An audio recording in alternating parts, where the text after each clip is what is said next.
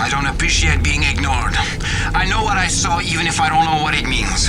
I know he is your golden boy, but he's hiding something from you and the entire base. And if you're not going to do something about it, I will. The Kettleman mining colony. It was my father's op, that raid. His signature achievement. Got sacked by pirates, held the whole moon hostage till a commando raid set them free. Squeezing that rock dry must have powered Earth another 20 years. Put NEVEC on top for good. They made him general. Supreme paramilitary commander. And on his back, they built an empire. But the father I knew wasn't like his reputation. A distant man. Haunted. After he died, I inherited his private files. I came to realize it was here on E.D.N. 3 that everything changed for him. The research on T-ENG was so promising, it should have been his greatest triumph. Instead, it broke him. I want to know why.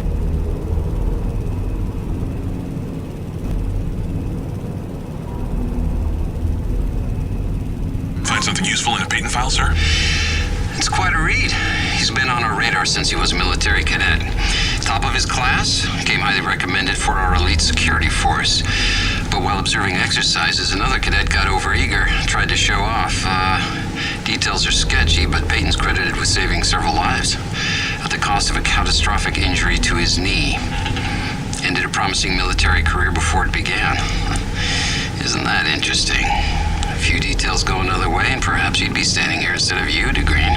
You wound me to the core, sir. I want a record of this. Something is going on here, and I'm not getting the answers I need from command.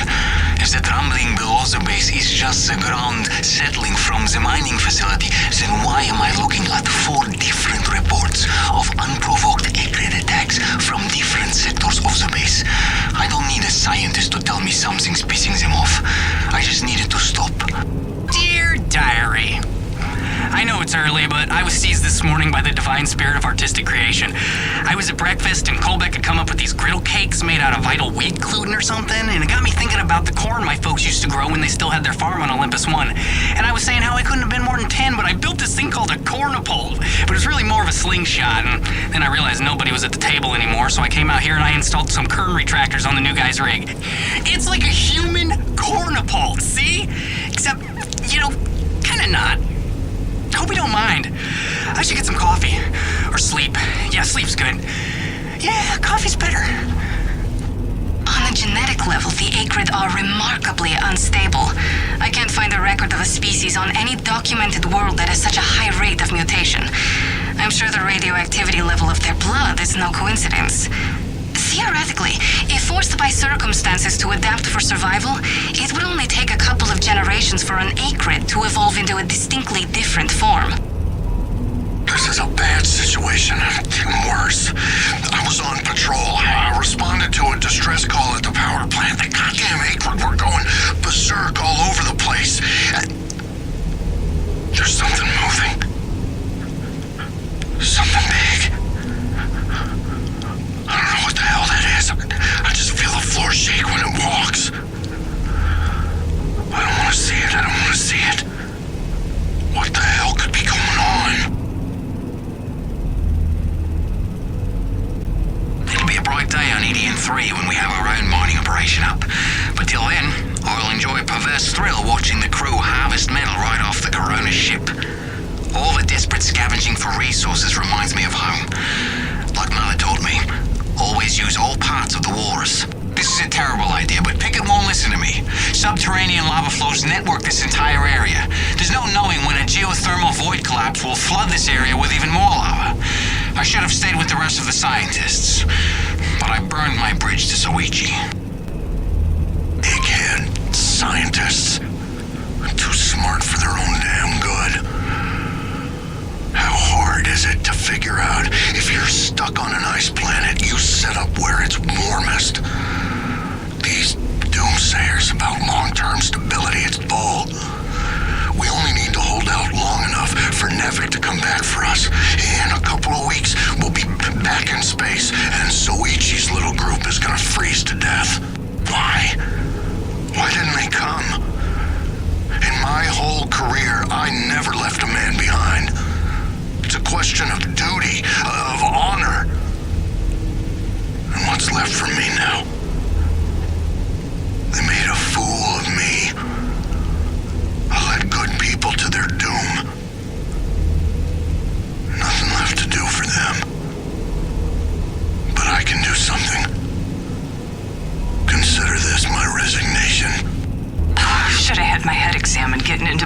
NEVEC. I told myself the money was too good to pass up. The opportunity too unique. That the devil I know is better than living on the street. But if they're willing to leave their own people to die and cover up that a mission even happened, what's the limit? How do I know they won't just kill us all? I feel like I'm going crazy. None of this should be here. It's not possible. I go down a hole and I find some buried base full of death and Akrid. I'm lucky I'm not dead already. NEVEC lied. Braddock lied. I can't trust anybody, but I gotta tell somebody. What the hell do I do? I was sitting out a squall near Dawson's Cutoff when I saw it. At first I thought it was a trick of the light, but there was no mistake. I called colonists and they confirmed what I already knew. Nobody was out here with me. Braddock thinks I'm paranoid, but I know what I saw. We're not alone here. Diaz out. I only took this job because Braddock didn't seem like too much of a NEVEC toady. But the way he buckles to these crazy rules, man. Here we are in a turf war with these Akrid, day to day, hour to hour. But if we put weapons on a rig, oh no, then we're not a science op, but a military op, and Braddock doesn't get to be in charge. Like anyone's gonna rat him out for letting us protect ourselves.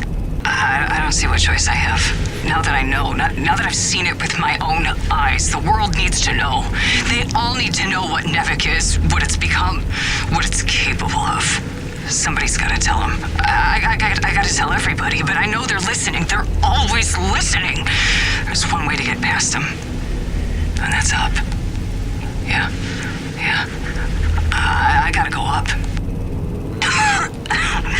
I know when I'm beat. This planet had the last laugh. A cruel trick killing my rig. I tried to go on foot. For the sake of the truth, I tried. But I'm stuck. And the Akrid keep coming. Ammo low. Nobody knows I'm here. It's so cold. You win, NEVEC. Your secret dies with me. After months of rolling blackouts to fight record strains on the power grid, the president is attempting to tackle the national energy crisis head-on. This morning, he unveiled a new energy bill promoting energy-efficient homes and alternative energy production. Critics complain the bill is flimsy and does nothing to address the soaring energy prices across the globe. Meanwhile, the blackouts are severely disrupting the private sector across the country, and financial losses are mounting. Experts predict no end in sight for the recession, while on the horizon, a global energy crisis looms. For IBR, this is Suzanne Lee. The president received a hostile reception during his speech on Tuesday, his first since the debt crisis developed 2 years ago due to the rising cost of fuel. Thousands took to the streets, protesting the severe austerity measures enforced in exchange for multi-billion-dollar bailouts.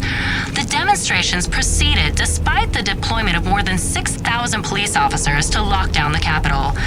And despite the president's attempts to placate protesters with promises of further alternative fuel research, analysts predict the new austerity measures will drag the recession into a third year. Reporting for IBR, this is Suzanne Lee.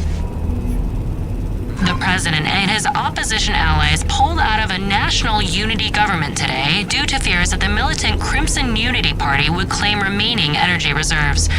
Crimson Unity was instrumental in the government's collapse when its well-equipped militiamen overran much of the country in September, forcing the president to cede to a severely crippled national unity government.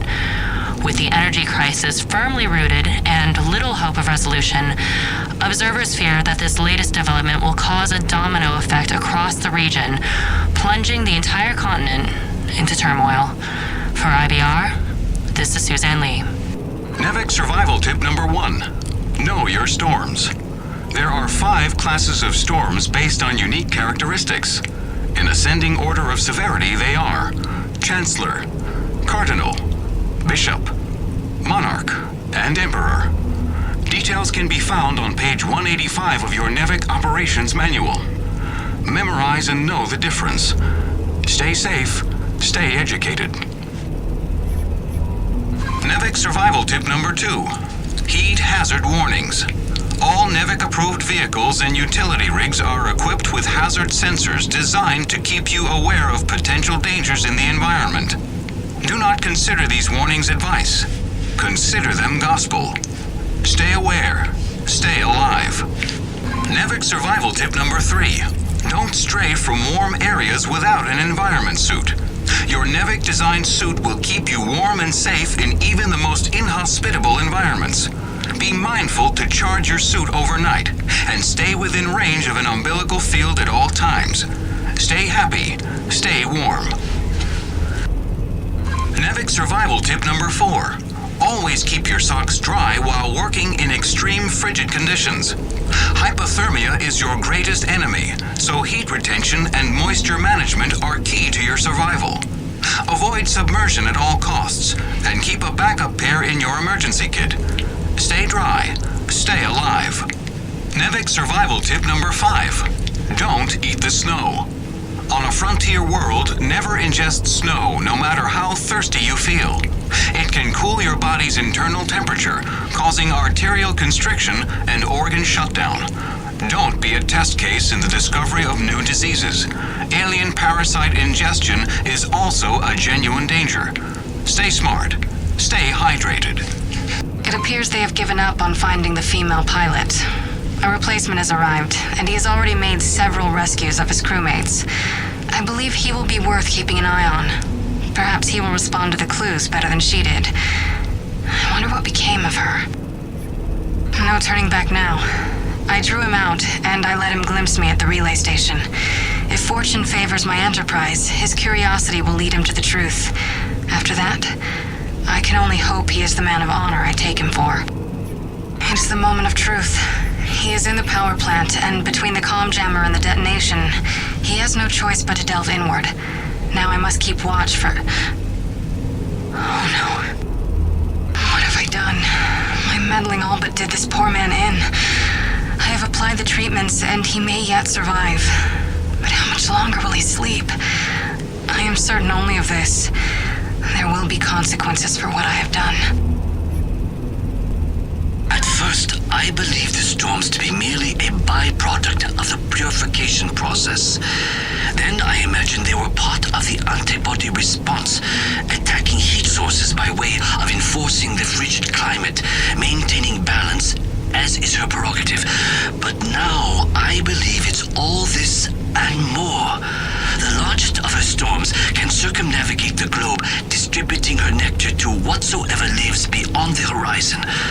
All things great and small of this world are nourished by the giver of life. Oh, this will never reach you, Soichi, but it deserves to be said. I regret nothing. What we had, I will carry with me to the next life. But had I left with you, even if we survived, I could never live with myself. Stefano is gone now, to a better place, and he died with a heart unbroken. Would that I could do the same. Soichi, my friend. I have waited perhaps as long as I may. If you return too late, I have but one message for you. Knight to Queen's Bishop 6. Checkmate in 4 moves. Farewell, my friend. Until our next game. I hoped to be wrong, my brother. But from up here, I can see it was worse than I feared. There are limits to our science, don't you remember? Don't you know when you have seen something beyond true comprehension? A piece of something divine? Whatever our oaths, our contracts, how could you see what we saw and still lead them to her? Still, Soichi, I'm sorry I'm not there to help you. It is my weakness, my failing to have rescued your fate. May we forgive one another